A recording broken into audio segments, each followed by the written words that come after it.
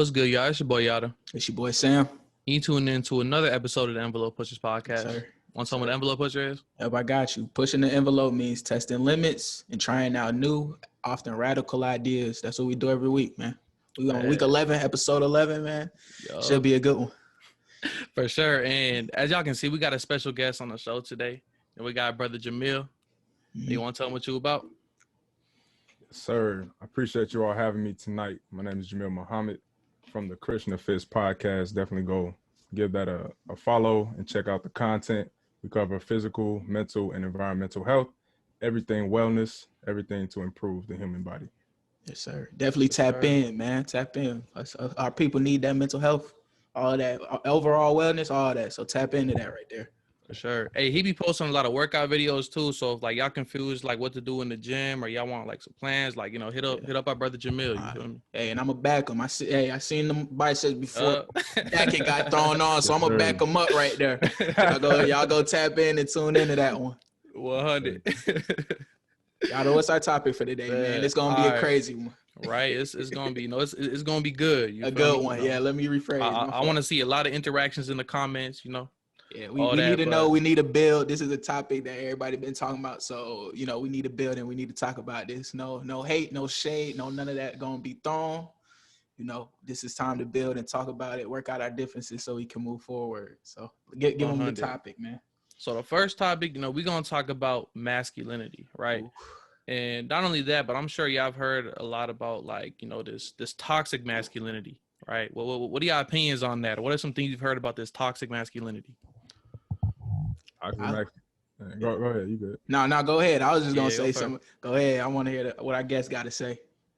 I think toxic masculinity is, I think the term itself has its limits. Like when we challenge certain things, I think in our society, we go from one extreme to the other. So we were introduced to this term toxic masculinity and how it could be harmful, but now you have so many individuals that don't want to be masculine at all for the fear of being toxic. But I think masculinity in general, we know is necessary to move things forward, to challenge ideas. So can y'all know what you got on it? Yeah, that's what I say too. Like, I also say this, when people say toxic masculinity, I think because masculinity to me can't be toxic, right? And if somebody's acting out of the realm of masculinity, then it's not masculinity. It's just being toxic, right? We got to separate the two because like brother Jamil said, it gets to the point where a lot of men get afraid to be masculine, right? Or maybe they think that, I don't know, like if they act within their nature, right, they gonna get called out or they gonna get canceled, or you know what I'm saying? So it's a lot of men backing off now. And there's also a lot of problems going on in the community. One of the things a lot of the sisters talking about is we need that protection and just straight up masculine roles, you know what I'm saying? But now we got a lot of men who don't want to play those roles because they've been called toxic. So when those situations come, stuff's happening, but you call them toxic when you tried to, you know what I'm saying? So that's what I'd say. And then it just spirals out of control. Yeah. And I would say toxic masculinity, I feel like I only hear it in our community, Black community, which sometimes throws me off because it's since way back when we first got here, the whole thing is to tear down the Black man's image. So, I only hear toxic masculinity used by our people within our confines. And sometimes I feel like that gives us a negative energy. We already have the stereotypes that's placed on Black men as we're aggressive, and we're angry, we're mean. So I think that kind of feeds into it. And, sometimes the toxic masculinity definition gets thrown around and gets confused with masculinity, and what people are looking for, and also what comes with masculinity, because sometimes it hasn't been shown throughout our history what masculinity looks like. So a lot of us as young Black males, I'm not gonna say a lot of us, but some of us grow up without a father in the house to see what masculinity is. We're only privy to femininity, and then masculinity that we've seen in media. And oftentimes the masculinity that we see in media is oftentimes portrayed and exaggerated to the point where it's almost it takes advantage of other people and within our community, and hurts a lot of people within our community because how it's portrayed. And we know who controls a lot of those visuals of our people. But other than that, I agree with both of y'all definitions and how y'all separate it. I like that we separated the toxic from the masculinity, and how if you're being a masculine person, um, that's not necessarily you being toxic. And if you are, toxic masculinity, if somebody's labeling you that, then you're just out of the confines of that. You're just a toxic person. You're a no good person.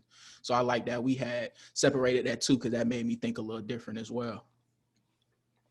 Most definitely. It made me think about it differently. I like how you Yeah. separated the two. Like, if it is toxic, then it's not masculinity. Like, keeping that in a certain, because you have morals, you have ways that you carry yourself. And those ways, as men, typically are masculine, So the toxic component comes from, I guess, when people take it too far. But I guess what you're saying is the way we define masculine, or the way you define masculinity, is not in a toxic manner.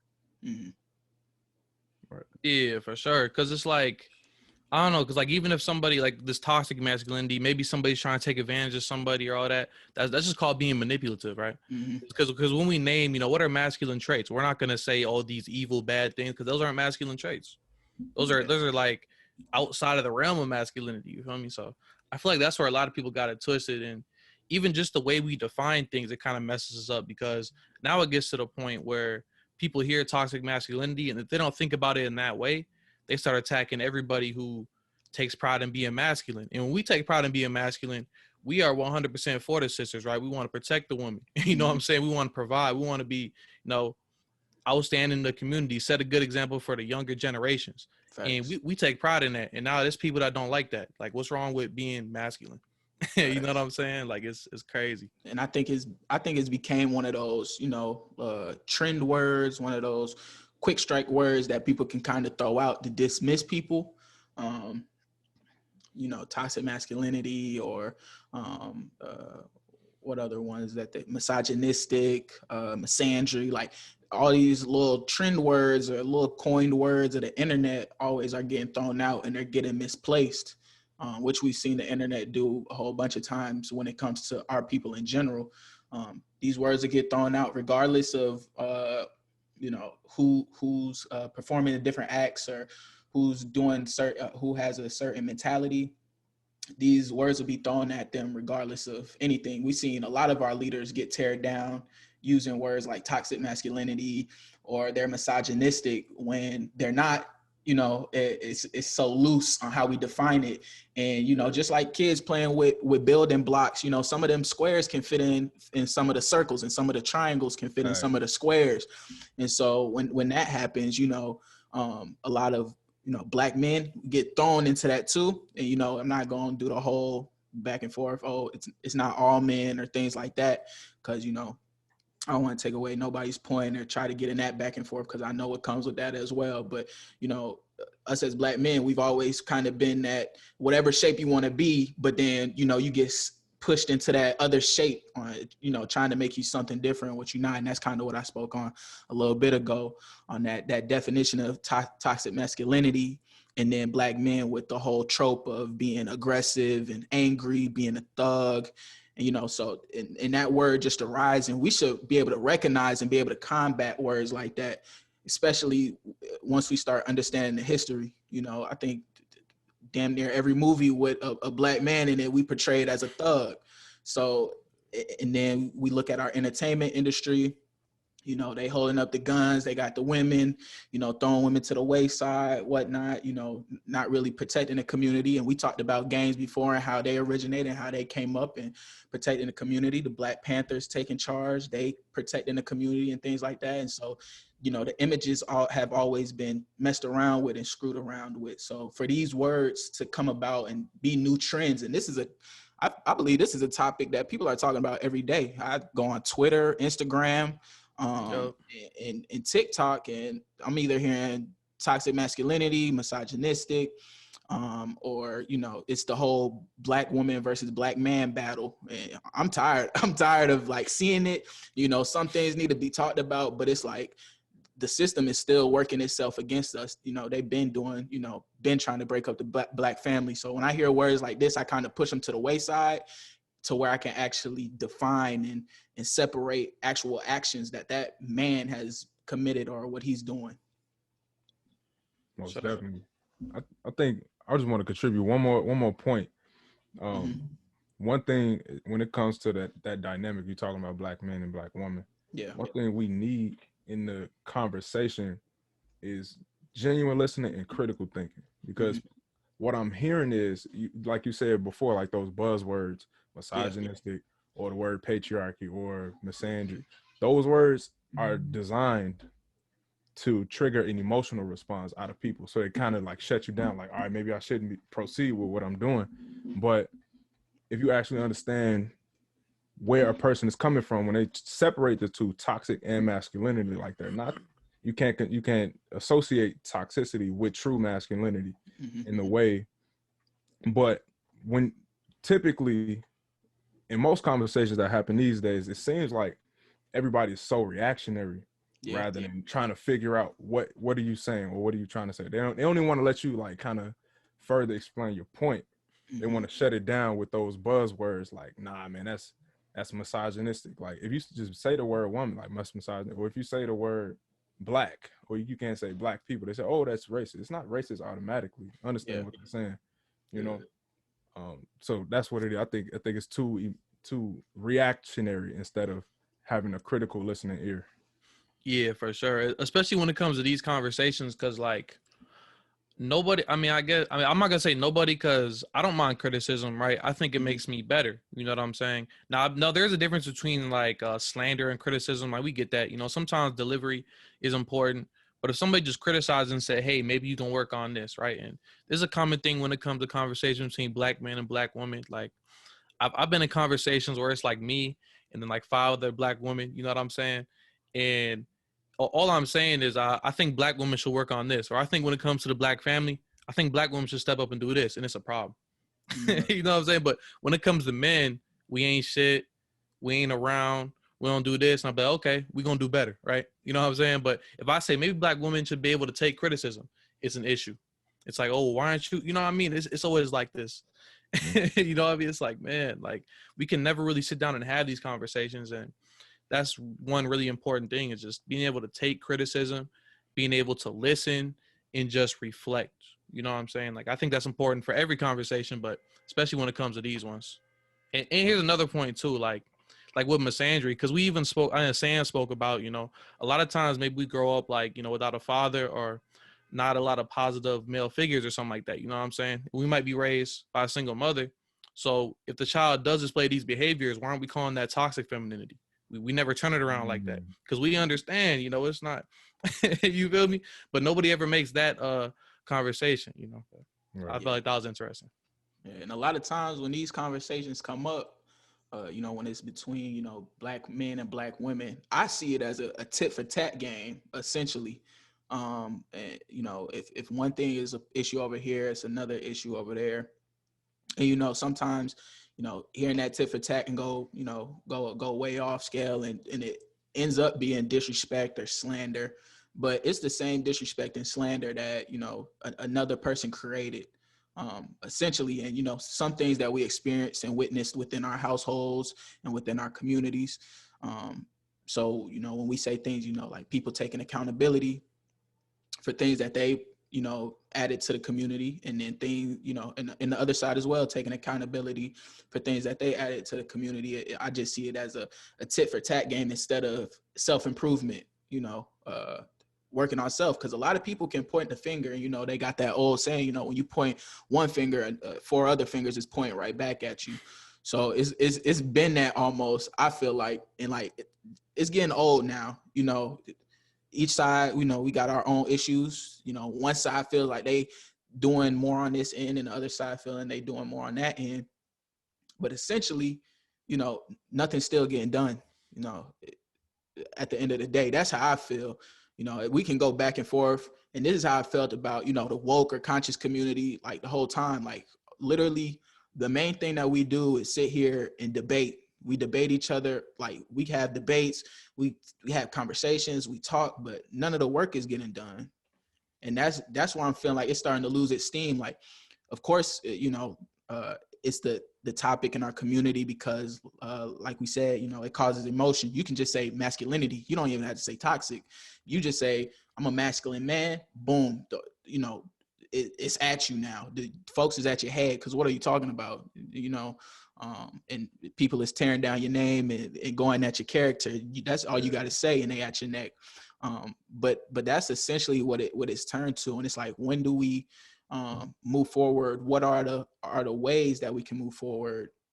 And I think that's great that we got 3 males where we can talk about it, and hopefully we'll have three females, 3 women, 3 Black women that can talk about it as well, so we can actually start that conversation and move forward. Because either Black men ain't shit, and they not doing what they need to do in life, and they're weak, they're no longer leaders anymore. But is this a actual, and people, I'm not going to discredit anybody's experience, but is this an experience that you had, or you listen to other people? Are you listening to their stories that they're telling, that you see in media or you see in shows? You watch the Tyler Perry movie. Each one of them women have gone through trials and tribulations, and then at the end of the movie, they with some dude that they found, they found God. But at the beginning, people like the Tyler Perry movies, and he's been able to make $1 billion because he's been able to tap into to the women different demographic and what they like to hear. And not, like I said, I'm not going to try to take away from anybody's experience, because I know women do experience that in situations like that. But is that everyone's experience? Do we not have anybody to talk good about Black men? And I know there are, because we had a sister on here, Ashley, and she has her podcast where she talks about mental health as well. She came on here and she said she's had great experiences, and she had some bad experiences too. But she didn't share all the stories that other women had shared. So do we do that as well? And then same thing on Black men's side. Are we stepping up and wipe the whiteboard clean? Not saying we have to do that, or we have to dismiss someone taking accountability, but do we wipe the whiteboard a little bit cleaner and say, okay, well, this is what I added, or okay, we praise these type of people that perpetrate our community in a negative light? Because we talked about the entertainment industry and how the entertainment industry is ran by majority white men, and what gets the money in, the shooting, the killing, and this is what we hype up. That's just a form of entertainment. So everybody don't agree with that, but still, these people are coming into our community, perpetrating. Nonetheless, they making it out for their family, and they're making money. It's providing food and providing money for other Black people. But still, we have to look at things like that and other attributes as well. So I say we need to look at both sides instead of keep pointing the finger now. And so that's really all I gotta say on that part, on that end. No, for sure. And one thing I want to get out of that too, right? So Don mentioned Louis Farrakhan, right? He says self-improvement is a basis to community development, Mm-hmm. right? And I feel like that's kind of like what we talked about, right? Once we look at ourselves and be like, maybe let's make sure I'm doing the right things, or maybe if I improve myself, it's going to improve my community, because they see I'm doing good. If they, if I'm leading by example, if I'm doing the right things, maybe other people start doing the right thing. You feel me? So I feel like that's definitely a good piece right there. First. That goes in a little bit more into that masculinity and those traits of masculinity, that self-improvement, and that's for everybody, but specifically for masculinity, that's what I'm going to focus on, because that's what we're talking about today. That's one of those traits, that self-improvement, looking in, the self-reflection, being the best that you can possibly be, and then having others and building a community that have the same mindset and thoughts like as you. So that's why we have three Black men on this podcast today, because these are people who are like-minded and wanting to see our people achieve and be great. And so these are the people who need to be the people speaking and in the front line, so we can get out of all the scrabble and all the garbage in the back that we hear and that we see on social media. Essentially. 100. Anything you want to add to that, Jamil? Y'all spitting, man. I'm just listening to y'all at this point, man. No, I agree with everything you're saying, especially with respect to Minister Louis Farrakhan, because looking at him as a man objectively, you're not coming to him talking about no masculinity mess. Yeah. And to be honest, the way he carries himself it's like a good balance between the two. And I think as men, that's what we need. You have to know when to use feminine energy, like being soft or soft spoken. And then you got to know when to, turn it up a little bit to get things done. So man, he's one of the best examples we have as men, and how to be masculine and not, take the things too far. Yeah, and we gonna definitely keep pushing that one. Y'all tap in. I don't care what religion, what background, tap in to the minister, man. Tap in. That's somebody that we can all be an example of. Like, that's an example for all of us that we all need to look up to. That's one of our last standing, prominent leaders over generations. So this is why we need to take notes, go back, watch the videos, but we're going to keep pushing that regardless of your background or your religion. Especially us as, Black people, but Black men, make sure that's somebody that you look at as well and follow his actions and see how he presents himself. And look how the nation presents themselves as well. So definitely tap in and keep doing your research. For sure. Definitely watch some Farrakhan lectures. You feel me? They all over YouTube, or a lot of the brothers out here too, like Brother Ben X, Reza Islam. The nation everywhere. You feel me? Yeah. Tap in. And I was gonna say that could lead into our next topic about somebody that has grown an immense following over the past couple months. Who is kind of, definitely not on the same level. So but it's just, has gained a large following over the past few months, the last couple years, sort of say. If you want to introduce that topic, Kenyatta, we can go ahead and get into that. I know y'all have seen a lot of Kevin Samuels out there, right? Yes. All over Twitter, Instagram, YouTube. Have y'all seen this stuff? Yeah. I did. I first seen him on the Joe Budden podcast. I watched the Joe Budden podcast. Those guys, they make jokes and get called misogynistic every other week on that podcast. And so when they had Kevin Samuels on there, I was like, well, it's only right. And so when I clicked on it, I didn't know who exactly all his work. I've seen his clips on like TikTok and stuff, but I never like watched one of his videos. So sitting there, I was watching Joe Budden podcast. He had him on as a guest, and just listening to what he was saying. It was, some of it was like laughing, but then it was like, okay, I kind of understand where he's coming from. He tells a lot of jokes in there, but still kind of gets a message. And then sometimes the message is, over the top, but what other way to get people's attention in this day and age? You got to be kind of over the top, and you kind of got to be harsh and to push the message. I do like that. He is one of those people who's, throughout all the stuff that he was talking about, what I got from it was him trying to bring together the Black man and the Black woman. At the end of the day, throughout all the stuff he was saying, it was still, he was trying to bring the Black family together. So that's one thing I can appreciate. I know one side currently is getting more heat than the other. But yeah, that's essentially how I got into him. And then I start kind of watching a couple more of his videos as well. Yeah. Jamil, what was your introduction to him, or have you seen any of his video? Yeah, I've seen quite a few of his videos, which I think are pretty interesting. Mm-hmm. I think initially, like if you first start listening to him, you'll think he's probably rude or, like an a-hole or whatever. But I think, and this is my crazy thought, man, I think having him as a figure to be critical on that level is necessary to a degree. When it comes to like, treating people like he insult people every once in a while, but like for the most part, he takes your lifestyle, the way you live your life, the way you think, and line it up with your goals. And it's just like, this is not lining up.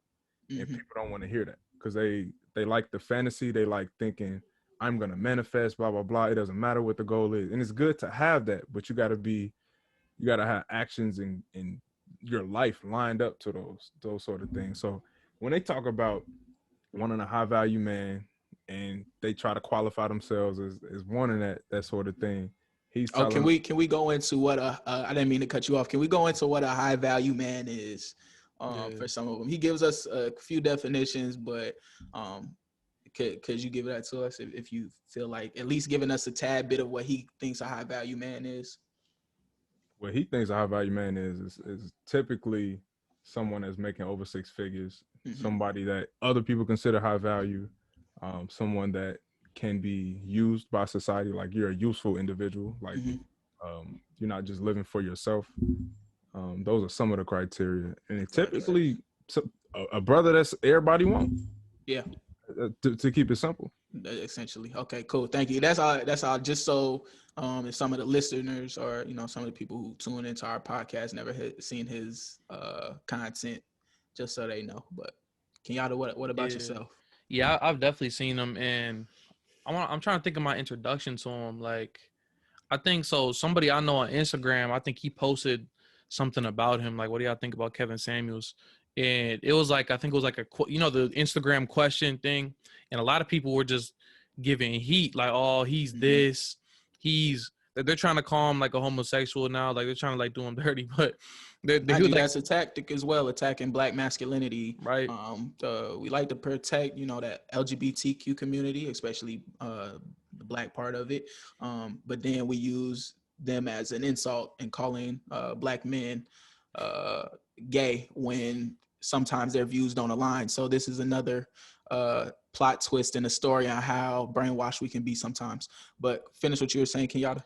yeah. So I asked him, I'm like, yo, so who's this Kevin Samuels dude that they talking about? It was talking crazy about him, and he told me to watch the Joe Budden podcast, which I subscribed to his channel first, and then I watched the Joe Budden podcast. I feel like a lot of people, like you said, that's a good introduction to him.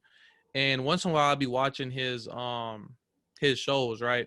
And kind of like Jamil said, like he's very like stern or critical, but in like a good way, because he's an image consultant, right? The sisters will go up there and they'll be like, I want a man that makes this. Some of them be like, I want a man that makes 200,000. Yeah. You know what I'm saying? They want all that, and it's like, okay, you want a man that's that. What do you got? Mm-hmm. And then it's like, and maybe she don't got that. Maybe she's doing a little something, but it's not like the man she wants. You know what I'm saying? So then he'll ask, well, what makes you think you deserve this man? And then he'll ask them like, what do you rate yourself and stuff like that. And that's where they like things get real defensive, and they'll also attack him and call him names. But it's like, if you get an attack, I mean, you might say something back. You know what I'm saying? And then the clips a lot of people see, like if you've seen just short clips of him and haven't seen the full thing, you'll see the clips of maybe you feel like, wow, like yeah, this brother really attacked this sister, but really it's like what led up to it, right? Maybe they attacked him first, and that's kind of what goes on. Facts. And folks, I seen folks speak out against him. I know DJ Envy spoke out against him, and Charlemagne, or I don't know if it was both of them. And then also recognize what the Breakfast Club is doing to a lot of our Black men as well, because they're doing this. They're doing the same thing and tearing us down. But and also, who else was talking about him? Dr. Umar was also speaking on was also speaking on Kevin Samuels at one point. I think they got a little subliminal back and forth they got going on. But I believe, with some of the harshness, and like he said, we said that he's an image consultant first, I believe. So a lot of these women are getting on him on his show voluntarily, kind of not asking for it, but essentially they're getting on his show, and he says if you come on my show, you'll be on YouTube essentially, and it's free game there. And I think one point out of that, Black women, a lot of Black women don't appreciate it, but then some Black women do appreciate it. And when we start getting into the name calling and what someone is, tearing down an image, I don't think a lot of people realize how many people he could be speaking for. I think he's at like almost 1 million followers. And that was over the past month. The Joe Budden podcast, that episode came out like a few weeks ago. So not even a month ago, and he's almost at 1 million followers. And I know he already was building up a little before that, but he's almost at 1 million followers. And like Kenyatta said, it's not crucial, but I think it adds a little bit to our community. It causes a lot of mess and a lot of distraction as well, kind of what he's doing. But then too, I believe that's the opposite side to some of the movements that we see. And I don't want to attack movements because I know how it can get, but some movements feed on tearing down men, but Black men especially, that we see out here. So having that opposite side to kind of balance There's always going to be balance in the world, and we see it with Kevin Samuels. Not a lot of people like him, but he's there because of almost a one-sided fight, essentially within our community that came. You add one thing to that. Mm-hmm. He definitely considers himself to be kind of, or other people as well, other content creators, like you got MTR, you got a bunch of other people, and they consider him to be like kind of like a voice for men, because that's something that we haven't had like on the social media space in terms of like the YouTube or like Instagram, speaking at that critical of a level, because there's some pandering to a degree with other influencers, but he's just being straight like no, this is the reality. And we often get so distracted in our fantasies that we get lost and forget about reality, what it is. And then we get frustrated when our fantasies aren't aligning with it. And we're like, what's going on? I've been doing everything I'm supposed to. But in reality, we're not doing what we're supposed to. We're not coming and showing up in the way to receive whatever we're trying to receive. I got a question for both of y'all. This is a question I just thought of. When y'all, I know we consume this content, or we have consumed this content. Do you guys feel like it's helping you guys improve and look in areas where you guys may, think you guys are falling short? I know for me, when he's going in on people, I'm thinking the same thing. Like, okay, well, what am I doing now? Especially when in that Joe Budden podcast, when he was talking about a high value man and all that stuff, I'm thinking like, okay, that stuff sound good, but everybody gonna have their shortcomings, and then it goes back on that self-improvement thing. So does that kind of kickstart something in you guys' mind? Or anything? I just had to ask that. Yeah, I feel like it does. Like when he was talking about it, I mean, it's kind of the stuff like even before I was kind of introduced to him, that's kind of like the things I was like striving for. You know what I'm saying? Oh, yeah, just definitely studying, the teaching of the Honorable Elijah Muhammad, right?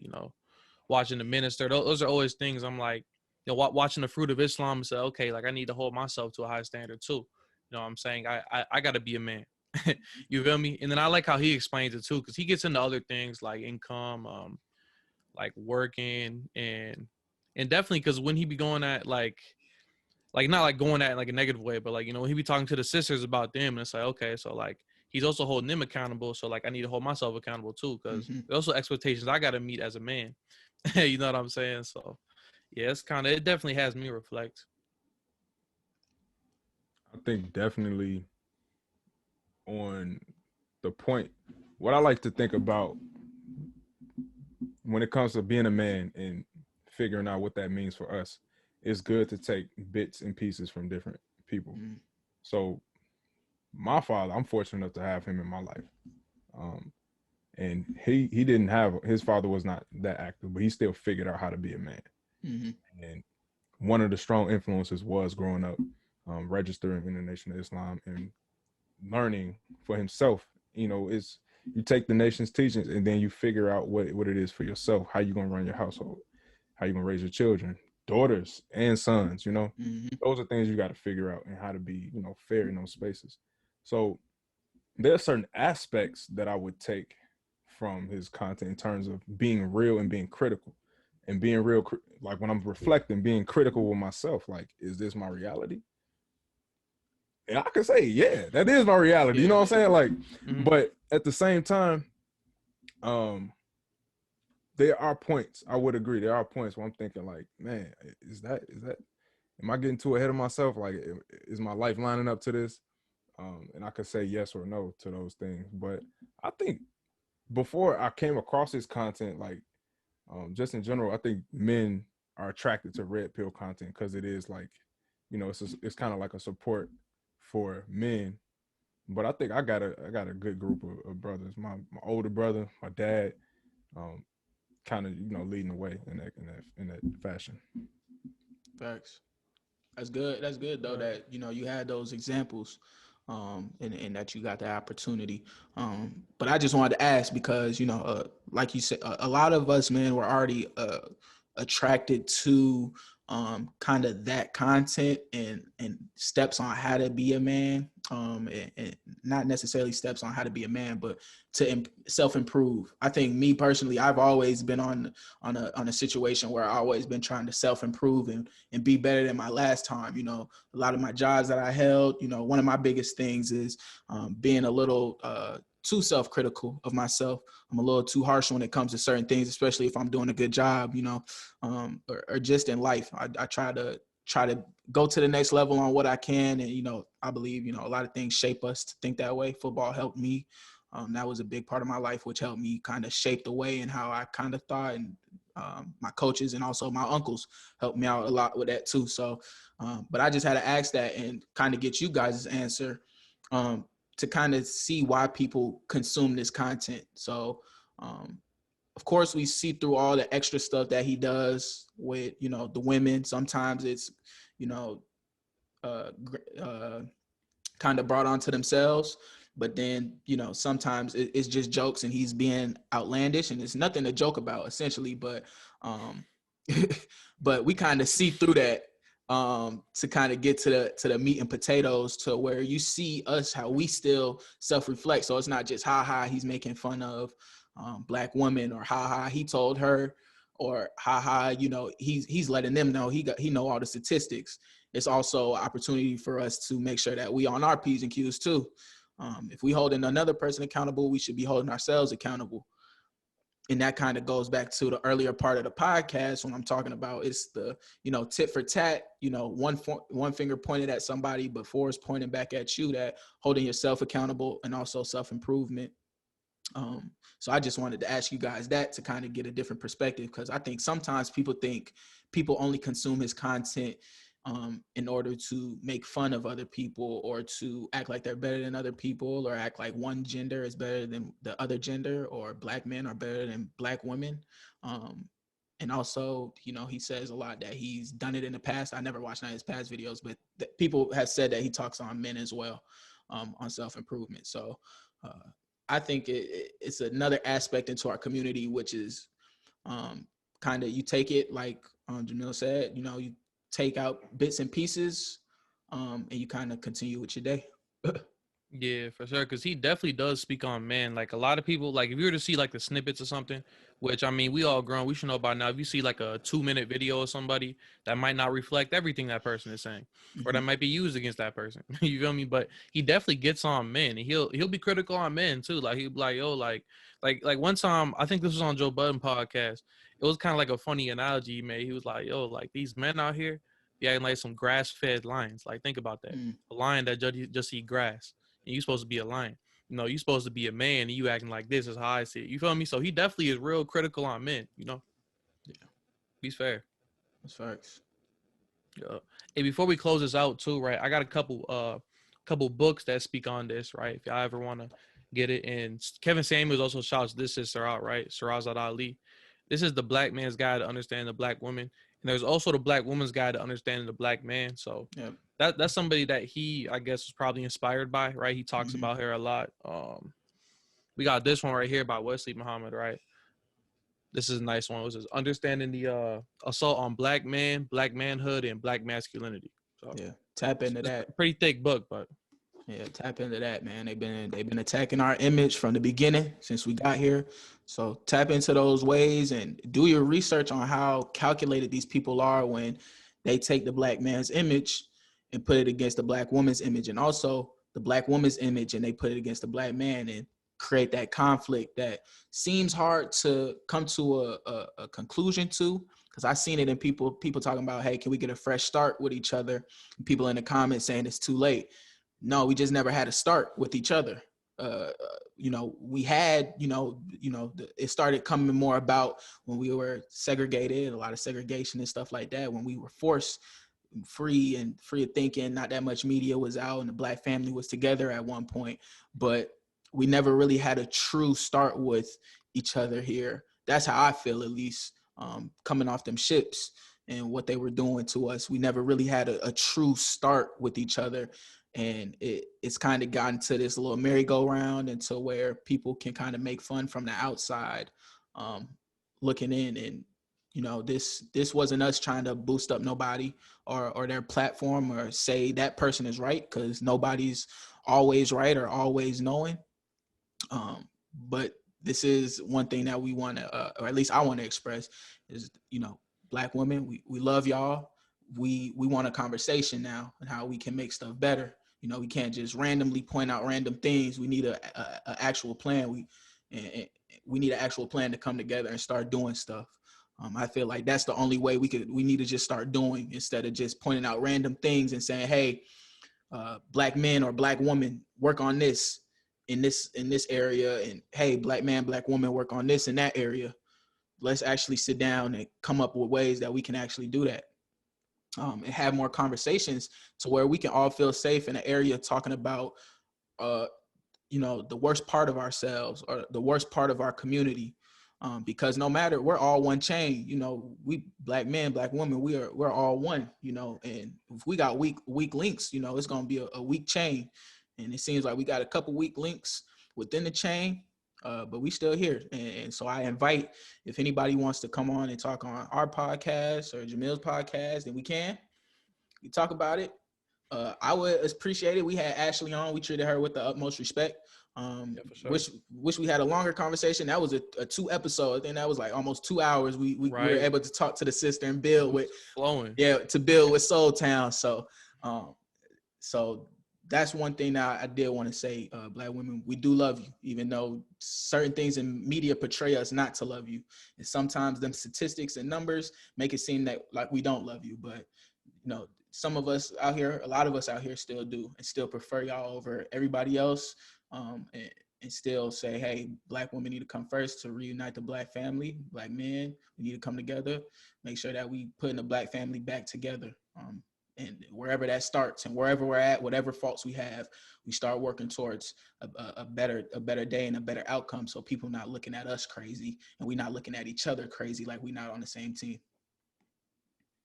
100. Anything you want to add to that, Jamil? I second that motion, man. We definitely, even when it comes to the critical piece, when it comes to the challenge, what we want is to come together and, you know, strengthen our community. And one of the ways we can have that is a conversation. But if we keep excluding one person out the conversation, then we can't have that building going on. So we can't have a conversation, we can't have an understanding, and actually going back and have something to reflect on at the end of the day. Because it's not even, because that's, when you mentioned earlier the tit for tat piece, like that's not designed for people to make people reflect. That's just to kind of offend people. Like that's not really what it's about. At least the people that are productive, real men, they want results. You know, they don't want to just attack people. You recognize what he just said right there. Real men want results. That's literally one of them traits again out there. That's real men. We want results. We want, you know, find a solution to this. And so that's why we're here. But y'all, we want to get into the next topics we can. You know, we got a couple extra of them topics for y'all today. Yeah, you know, we got a couple other topics, right? And this one, I'm sure also y'all have heard about. I know when Biden, right, when he became president and all that, he was talking about, you know, canceling student loan debt. I believe $10,000 or something like that. But now we hearing some other news. You know what I'm saying? We hearing that he's not doing it. But what y'all think about that? You want to go first? I want to chime in a little bit. I think one, it's his responsibility to uphold or to keep his promise. So that was one of his promises. I made a couple statuses on Facebook tagging him like, yo, what's up with the student loans? Like as soon as he got inaugurated, I'm just like, look, man, what's up with the student loans? But if what the media is portraying is true, it's his responsibility to clear that up if that's not in line with his plan. But I think that's a big slap in the face, and I think a lot of people are going to learn from politicians in general. Like you can't necessarily rely on them to come and save you in a way. You got to, you know, do for self. And what that means, I mean, y'all could do a better job explaining do for self, but that's when you create infrastructure within your community. So you are building with one another, not necessarily letting your dollars go outside of your community. You're building up the communities. So do for self, people that look like you, people that have the same, you know, like minds. So when it comes to these politicians, I don't really expect much. So when we do get something, I just like, oh, okay, that's nice, but I'm not really relying on it. You got to just, figure out how to make it work for yourself. That's facts. Y'all know what you got on it. Yeah, for sure, right? That do for self piece, right? The Honorable Elijah Muhammad said, "Do for self or suffer the consequences." You know what I'm saying? So that's just a blueprint he laid out, and that's really what we got to do. We can't really rely on these politicians. Like I feel like it's kind of insane after all these years to really think that a politician is gonna save black folk. You know what I'm saying? After all we've been through, after all the government's done to us, you think that a black president, or you think that somebody in office is gonna save you? Like, like we might get a couple policies here and there, like Jamil said, like they do a couple good things, right? That's cool. Like, okay, like I'm surprised, but it's like, okay, that's cool. I might help us out a little bit, but at the end of the day, like black folks, we got each other like nobody else. You know what I'm saying? Like we really we really gonna have to do it ourselves. Facts. We're beings with force and powers, right? We gods, beings with force and power, right? We have the force and power to change our reality and make things work. We work one with the universe, but 100. how I feel about it, of course, I'm a student, a recent graduate. Got some loans on my back. It's got me through that higher education. But I'm not really shocked. I think a lot of people seen President Biden as a savior to some extent because we had Dr. Evil in the office right before him. I ain't even gonna give him that title because then he's gonna fail to accomplish and get a little full of himself. But that chief of puff in office, whatnot. So I feel like a lot of people seeing him as a savior, and student loans was a big part of it, and we know how many people owe student loans or are in student debt. In debt because of their student loans. So I remember them talking about taking everybody's away, or 50,000 per person away, or something crazy like that. Then it got dropped down to 10,000, and then now it's zero, and people are kind of feeling that. But I believe our community, feels it a little bit more, especially when it comes to the promises and protecting the community. Not saying student loans is, the protection that we needed, but, as a society, that's something that everybody was wishing for. But I did want to throw in too, it's kind of like another blow because of the bills that we've seen passed, the Stop Asian Hate Bill or the Asian Hate Crime Bill. I don't remember the name of it. But that was passed in fairly quickly with Biden. And, we still don't have a bill to protect, Black people or our communities.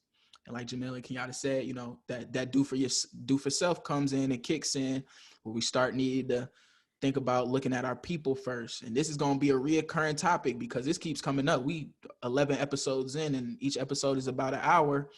And we keep mentioning doing for self and looking at your people first. We know in Georgia, they're starting a community, and I believe in Pine Bluff, Arkansas. Yeah, I heard about that. Yeah, they have a community that's, starting up as well. So, and people trying to start up Black Wall Street and things of that nature again. And these are the times that we need to start looking at that, and when we see these politicians fails us, our community has not been saved by a politician yet. And we 46 of them guys in. So what are we going to keep looking at them to save us when it comes to financial reasons, the 40 acres and a mule, reparations? Not saying, I don't care about that, but that's just been a topic as well. Reparations, protecting even bare minimum as protecting us. We can't get. So I think, the Biden administration is kind of messing up, essentially, both sides, Republicans and Democrats. And I don't like to get into all the politics stuff because they haven't looked out for me. My community has been the same over the past, how many presidents who've had slaves. So my community has been in damn near the same situation, but that's that on that. That's all I got on it. 100. Yeah, and with the student loans too, like it's real important because we've talked about this before, right? Black wealth is projected to be zero by 2053, and a lot of us do have like problems, like because we go to school, and I say school is a good option, like if you don't own a business or something. A lot. My family didn't own no businesses or nothing. I could just not go to school, so going to school is the best option for me. You know what I'm saying? A lot of people are doing the right thing, you know, investing in education, hopefully to make more money. And then they're in student loan debt. And it's just hard to build wealth that way. You know what I'm saying? So Facts. it's definitely real important, everybody with student loans, but, you know, especially the Black community. Yeah, and let me add to that. As far as wealth, owning homes and owning land goes into that. And to own a home or to own, yeah, your own actual property, the banks are going off of debt to ratio income, and they factor in student loans into that. So that oftentimes stops people from owning their own homes or owning land. So that's why that was kind of important. In some ways that can get taken away, even though we're going into school more. And shout out to Black women as well, because they've been highly efficient within higher education. But also, those loans come about too. So even though that we're increasing our education and being able to obtain these spots, we're still another thing added on to kind of keep us out of that wealth and still creating that gap. That's going to be created 2053. You said zero, Kenyatta? Yeah, Yeah, that zero. says projected. Yeah. Yeah. So just think about that too as well. Trade school and 2-year schools is also good options. I don't want to exclude those. If I could do it all over again, I'd probably go that route.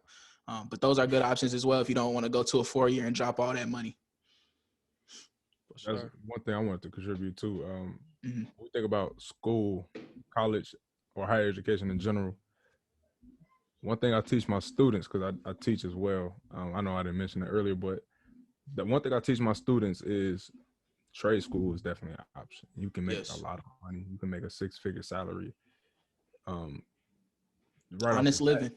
Yeah, an honest living. Like it's really learning a skill, making good money off of it, and you don't necessarily have to have the traditional 4-year experience, or you could do certification programs. Like I think a lot of our people are misinformed. Like they don't know what the options are. Like we might even go through college, but we don't necessarily know what to do or how to leverage the degree that we have.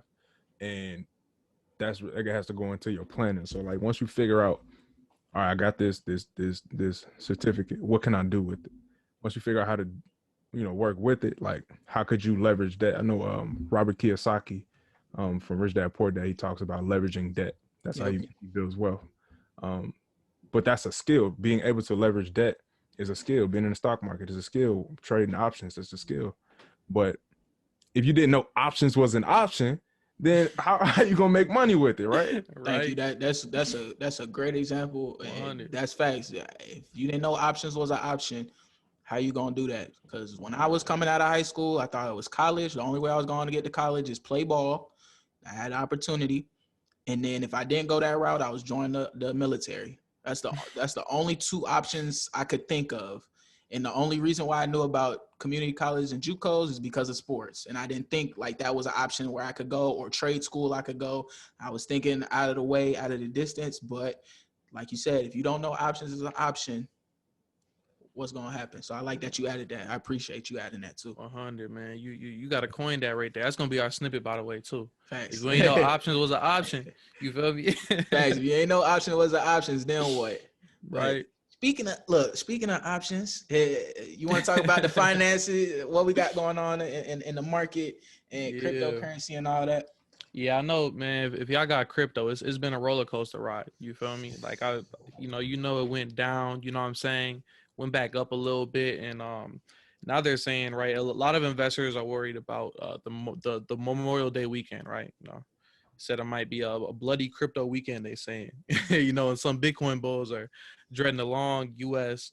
holiday break. So I mean, we'll see if it does. I mean, hopefully it'll go back up. And we talked about this like last episode or 2 episodes ago. Yeah. But I know like China banned like a lot of their banks and like financial institutions from like using cryptocurrency and stuff like that. And that's something that like kind of contributed to Bitcoin and all the crypto falling in the first place. So, I mean, we'll just have to really watch the news, see what's going on in China and other countries. But I want to say it's going to come back up, but it's really hard to predict the market.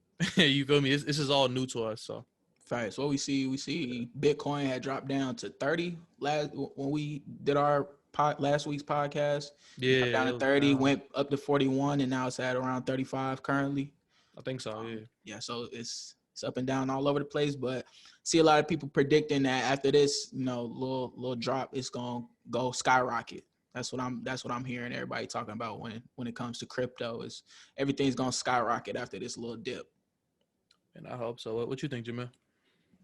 I think it's inevitable that we already know, like even when it comes to stocks, things go down, but they usually come back up. Like you don't have too many popular cryptos that's gonna get lose so much value that they delisted, or however that works with the crypto market. But I mean, these things, the way I see it, it's buying opportunity. It went on sale, so a lot of these cryptos are up, and it's gonna happen over and over. So the same kind of grit you have dealing with stocks or any other public securities or anything like that, you just gotta have the grit to weather the storm. But I think they're coming back up anyway. I think it's just allowing an opportunity for more people to get in, and when it comes back, it's gonna do what it do. For sure, right? That's just part of being an investor too. A lot of us that have been investing kind of understand like buying the dip, we like to say. You know what I'm saying? There's some things that maybe the company's going through something horrible and they might never come back. But if it's a company that's they're good, right? They're a good company, or this Bitcoin, for example, right? They've had a long history of being good at what they've been doing, so it should come back up, right? Like we look at this as an opportunity to buy. A lot of people might look at this as a time to panic sell, and that's a problem. You feel me? But that's just being an investor, right? You got to understand, like, it's a good time to just buy the dip, right? We're in it for the long term. At the end of the day, see, some of us are. Some of us think it's a casino. But. Yeah, facts. Get in where you fit in. And I'm gonna switch it up to our last topic, essentially. I want to start off with saying RIP Manuel Ellis. I believe he was 33 years old, black man in Seattle. Was murdered by 3 officers, I believe at 11 o'clock p.m. On a Seattle night. He was walking to the store, and he died while being restrained. Mind you, this man was hogtied, so his feet were tied and his hands was tied, and he still died in police custody. So I did want to say RIP Manuel Ellis, and he said he couldn't breathe. A statement that we heard before. I believe this is like our second or third time having to say RIP to someone since our podcast started. Yeah, and we're only about 11 weeks old. So another one of us lost. And this is not to bring anybody down, but I did at least want to acknowledge him and let everybody know that the 3 officers were charged. I believe with 2nd-degree murder, and then one of them was charged with 1st-degree manslaughter. I believe those were the charges. Still do your own research and still read up on this story, because I'm definitely forgetting a lot of details. I just want to mention it so that his name can be said, and more media and more people can talk about it. So I'm sad, and unfortunately those people murdered him. Those punks, those evil devils, like the worst scum of the earth. Essentially, they target a black male who was just out for a night walk to get something to eat from the store. So cops lying, cops trying to hide it. Essentially, it still came out. So I'm happy that happened, and his parents can kind of get some closure, and to these officers kind of fabricating the story and making it up. So RIP Manuel Ellis. On the may Allah be pleased. And I have the article right here, and it even says the officers are trying to say like he struck their vehicle or struck the officers, but the eyewitnesses says they didn't see none of that. You know what I'm saying? Mm-hmm. So this is like a whole another thing where it's kind of like their word against whoever's, right? And I'm glad that like they're getting charged, but it just happens too much. Like how many of them are getting charged? It's crazy. It's creating a vicious cycle, and look, do for self. That's another reoccurring theme, man. That I had to start doing for self. Our own communities, building some type of task force, at least to hold these people accountable if we can't create our own. The minister called for 10,000 fearless. Remember that. Thanks. Yeah. Jamil, you got anything to add? Anything to say? Absolutely. So my question, we hear these similar stories Very, over and over and very over. And what's messed up is I think a lot of people are becoming numb to, oh, it's super. another black man killed unjustly. And we know that it's unjust, but you still have, of course, those people that are refusing to understand that it is an injustice present.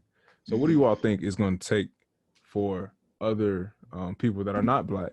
And you do have group.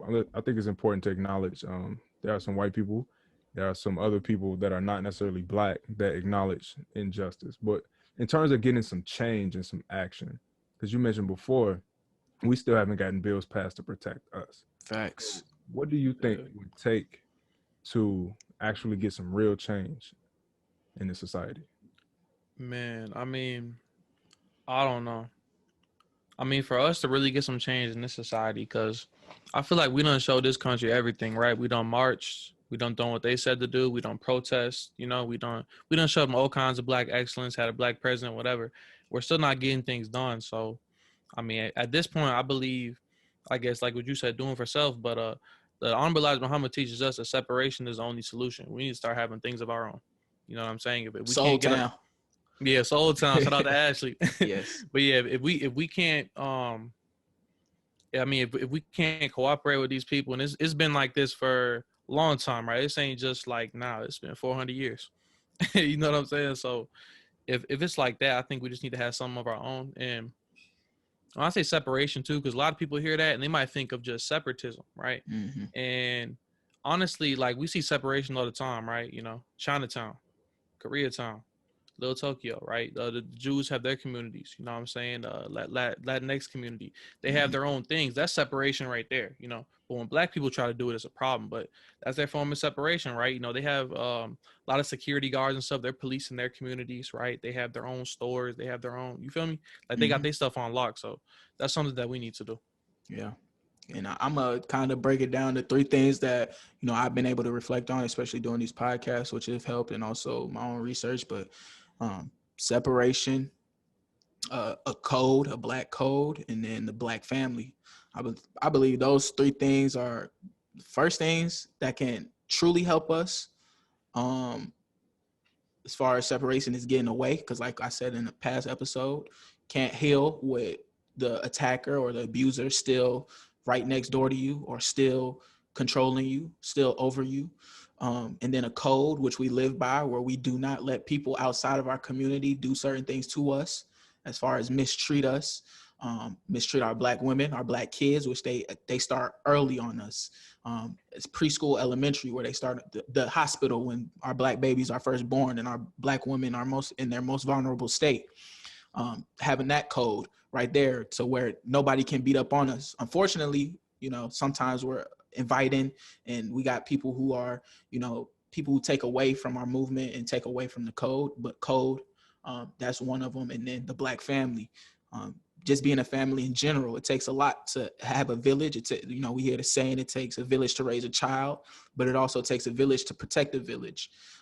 So that's also why I say, the black family as well. So those three things, not saying that's going to stop, but that's a way that, we can start walking towards that, kind of where it doesn't happen. And then also, holding ourselves through, firearms, the ways that we need to protect ourselves, the ways that we need to, regardless of somebody's badge or somebody's uniform. 100. Thanks. Is that all y'all got? So I can go ahead and close it out. Yeah. Is there anything you want to touch on, Jamil? Yeah, shout out your podcast and everything that you got going on, where they can follow you, where they can find you. Oh yeah, let's do that. Yeah. Most definitely, man. I appreciate you all having me tonight to share this word and everything. Definitely make sure you follow and check out the Krishna Fist podcast.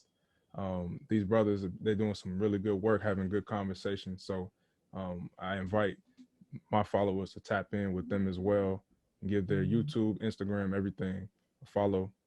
So you can find me on Instagram and YouTube at Krishna Fist. I have a podcast and I cover physical fitness as well. Nice. And we'll put those ads too. When we post it, we'll put his ad on the YouTube and the Instagram snippets, so y'all be able to click on that. But yeah, definitely tap in this brother's podcast, Thanks, you got some good stuff. We appreciate you coming on. Appreciate what you're doing on your podcast and getting people right mentally and physically. But this has been Envelope Pushers with Sam, and Yada. peace.